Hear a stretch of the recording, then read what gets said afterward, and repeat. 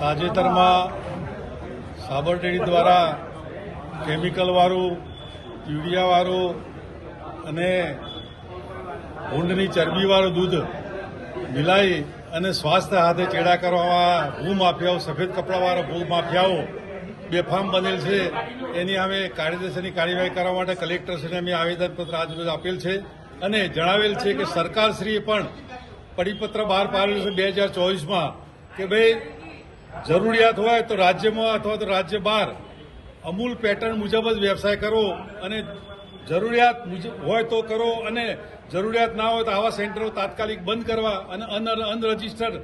દૂધ એકત્રિત કરવામાં આવશે એ તાત્કાલિક બંધ કરવું અને લોકોના સ્વાસ્થ્ય સાથે ચેડા કરવામાં આ સફેદ કપડાવાળા